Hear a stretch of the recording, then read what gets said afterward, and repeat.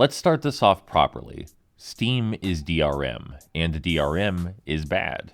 It's also social media DRM now, which is double bad. You not only need an online account to access games you rightfully paid for, but also must allow Steam to restrict or alter access to those games as they see fit. In closed platforms like this, your ownership is questionable, and it's more like you're renting the products you purchase. To Steam's credit, they use this awesome power far less egregiously than they could, but it's not power they should have to begin with. Sure, this rarely comes up with most users, but that doesn't mean it's acceptable. By and large, buying games used to be a pretty simple affair. You went into the store, got the cartridge or disc or what have you, and it was yours.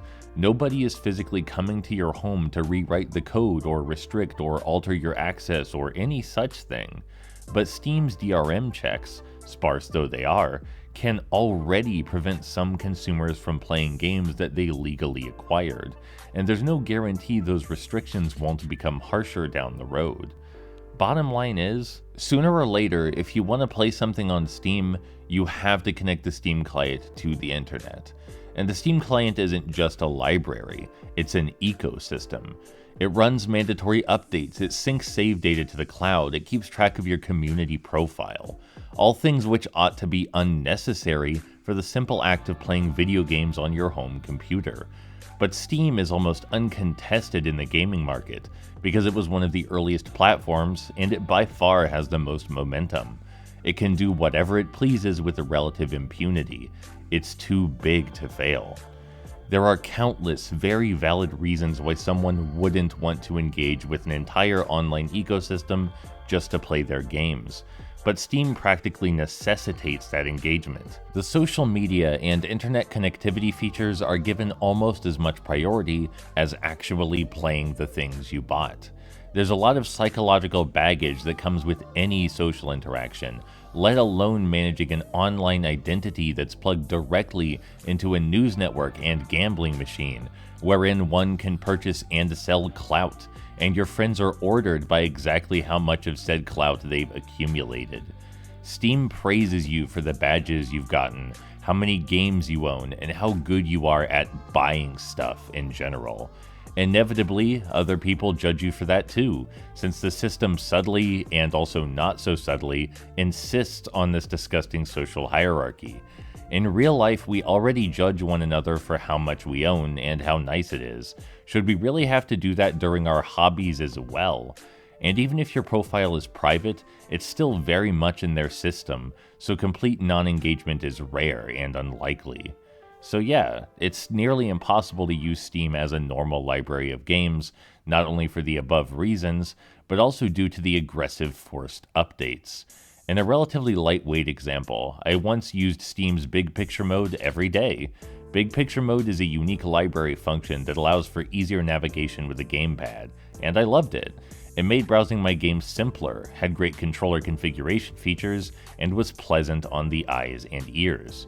Recently though, Big Picture mode was entirely reworked in a mandatory update. Everything I cared about was either removed or changed for the worse, and much more emphasis is now placed on live service and social features that I do not care about. This is disgusting to me. It's like upending my neat bookshelf and scattering the tomes all across the room. But that takes a back seat to how Steam handles actual game updates. If a dev pushes an update out, you have to download it. Sometimes it might make the game better, sometimes it might make it worse, but that shouldn't be your problem. You already bought it. Why are they allowed to fundamentally alter aspects of art you paid for? Could the publishers of Black Beauty slap my copy out of my hands, then only return it to me after they ripped out all the pages about humanitarianism? No. So why is Steam allowed to do that with my games? To go one layer deeper still, what if your internet just has strict data caps or a poor max download speed? You're just out of luck then, I guess, because you've got to download the updates like everybody else, even if that means not even being able to actually play the darned thing the updates are for.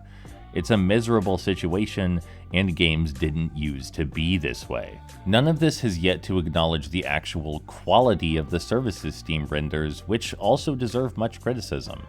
There are the obvious things that no one talks about anymore, like how Steam practically pioneered and popularized loot boxes in the West, or that they tried to monetize mods, or that they did absolutely everything they could to avoid offering refunds. And hypocrisy is rampant in the gaming community on these topics. Origin offered refunds well before Steam did. The Epic Game Store offers a far more generous revenue split to its developers and also gives away free games every month. But those two platforms are regularly defined as the greedy and anti-consumer alternatives to Steam.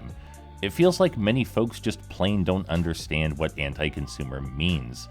How is having to use multiple launchers anti-consumer in itself? It's inconvenient, sure, but the alternative is monopoly.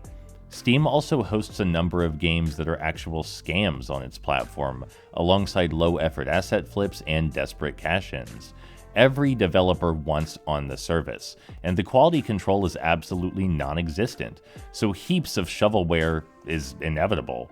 But in spite of that, Steam's reputation and popularity has taken very little damage. I'm not saying you have to prevent your store from being flooded with garbage. If you want to be a digital landfill, then sure, by all means. But the prestige we're assigning to a platform which routinely takes the greediest way out of every quandary it faces, that's a bit gross. I'm probably going to get the most flack for this next one, but Steam sales are also a problem. I know it sounds downright insane to criticize Steam for providing good deals on their products, but level with me.